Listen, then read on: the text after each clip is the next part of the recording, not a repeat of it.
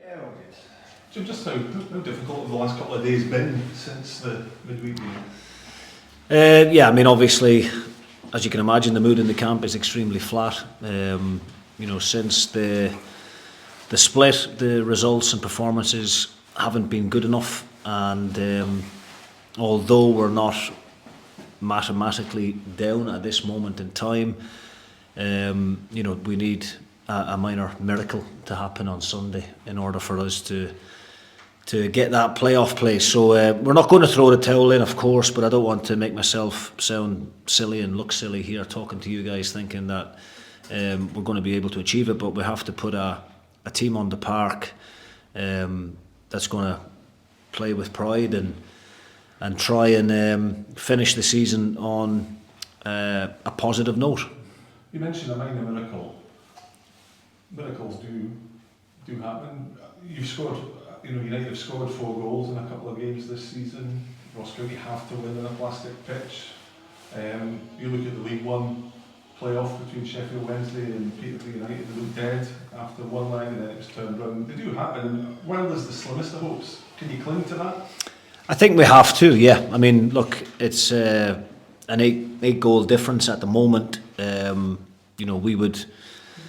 We would need to go and score a hell of a lot of goals and hope that Kilmarnock do similar to Ross County. But look, there is a 1% chance possibly. But we know how difficult that task is going to be. It's you're hoping for a hell of a lot of things to fall into place. But look, we have to go and, as I said, give a good account of ourselves as a group, and not go down to Motherwell on Sunday and be waving the white flags or anything like that. There's personal pride at stake for the players, for myself, and for the rest of the group, and we owe it to ourselves first and foremost. But more importantly, I think we owe it to the supporters as well, because what's happened in the last 4 games is unacceptable, and the players are well aware of that.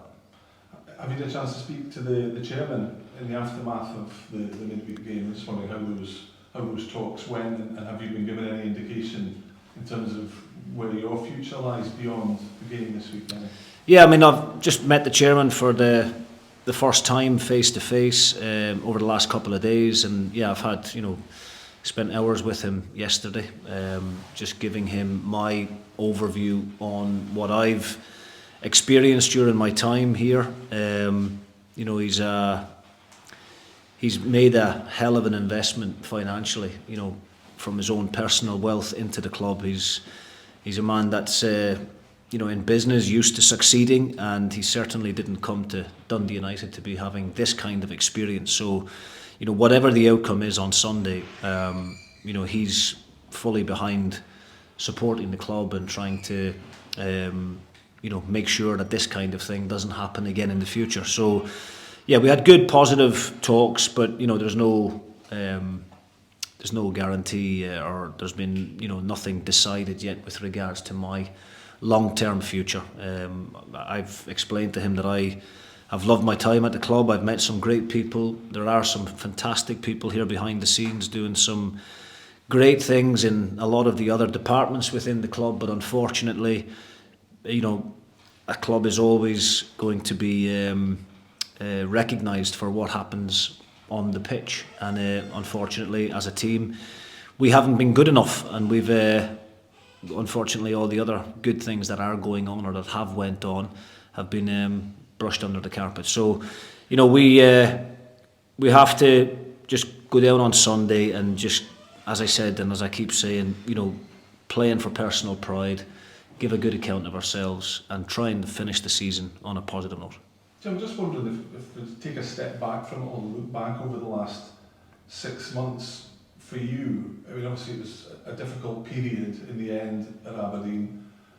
You didn't take the option of sitting back, you got straight back into it. Now you've been through a difficult period again just now. I mean, you always front up and deal with things head on, but from a personal point of view, how tough has it been for you, and at any point does it start to take its toll on you, all of this? No, I mean, it's not been enjoyable in terms of the way things have panned out, but I love the job that I'm in. I've been very fortunate as a manager to have worked for some great clubs and been given some fantastic opportunities, and very grateful to the board here for putting their trust in me to try and turn this situation around. And I mean, from my own personal point of view, I'm extremely disappointed that I wasn't able to do that. I wouldn't have taken the job on if I didn't believe that there was enough within the group to be able to survive. And as we keep saying, it's not done yet. There is still a glimmer of hope, and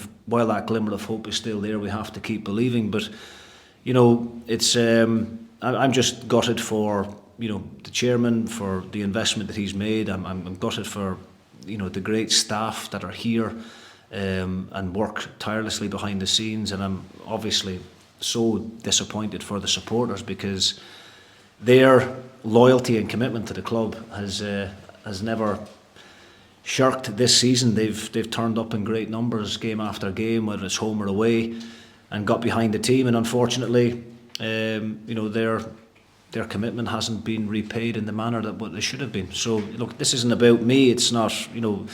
I'm a big enough and strong enough character to be able to take whatever criticism comes my way for the part that I've played in it, and I will take my responsibility for that.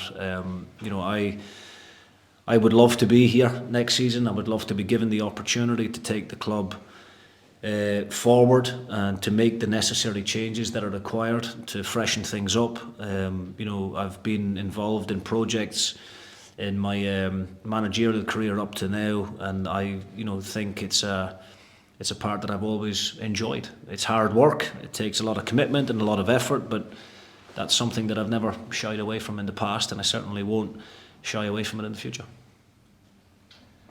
Jim, you said that you would love to get the job. If you were to get the job next season and have the chance to get Dundee United out of the Championship, how would you begin to approach that to get a team winning on the park and not just a team that looks good on paper?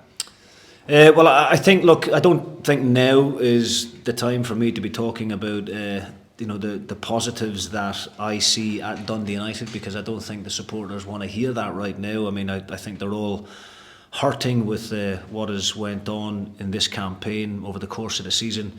But the job is a big attraction to me, and it will be to a number of other people out there as well. It is one of the biggest clubs in the country. It does have one of the biggest fan bases. It's got a fantastic history. Great facilities here that we train at. We're very, very lucky to come to a place like this on a daily basis and work. And the club certainly matches the ambitions that I have. I want to be a successful manager, and okay, this season hasn't quite panned out the way that I would have liked, and it's certainly not been a season that I want to remember. But I think there are a lot of things done well here at this club. I think there are some great young talented players coming through who are chomping at the bit to be given opportunities. And for all of the other reasons, as I said, you've got an ambitious chairman there who is used to success in his own personal life and is not going to walk away from Dundee United. He's determined to put things right, from his own point of view, but also for the fans as well. And there's a lot of mistakes that have been made. I think there's been a lot of learnings along the way in my short time here, but for the people who have been here longer term, I think they recognise that things need to be done differently. And I think that's what we'll take from this. It is a disappointing moment, but it gives the club the opportunity to hit that reset button and to do things differently going forward. Yeah. One game left, Motherwell on Saturday. How do you begin to approach that game, given the previous performances that you've had? Well, we're just going to have to pick an 11 that's going to go out and give everything for the jersey. It's as simple as that. As I've said in previous questions, there's personal pride at stake for the players, for myself, for the staff, and we owe it to the supporters to show them that we care, and that it's not a case of just waving the white flags when we go down to Motherwell. Motherwell are a good side. They've turned things around brilliantly. Stuart Kettlewell deserves a huge amount of credit for that. Post-split, their results have been very, very good. They're one of the informed teams in the league with 3 wins and a draw. So, and they've got one of the most informed strikers in the league as well, in Van Veen, who's had an incredible season. So, we know that we're going to have to be at our best. Going to have to defend better. We're without going over previous games, anybody wants to look back at some of the goals that we've conceded recently.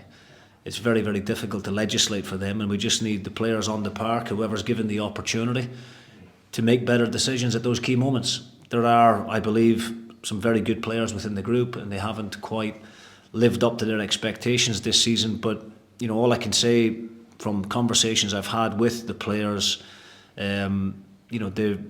some of them were in tears the other night. I know, maybe the supporters won't want to hear that, but there's nobody walking away from Dundee United satisfied with what's happened this season. They're all very proud individuals, and have all worked hard to get to this level of their careers and to play at the level that they're playing at, and none of them want to experience that kind of feeling again. So I think they owe it to themselves, they owe it to their families, and they owe it to the supporters to go out there and give absolutely everything on Sunday in order for us to get a positive result.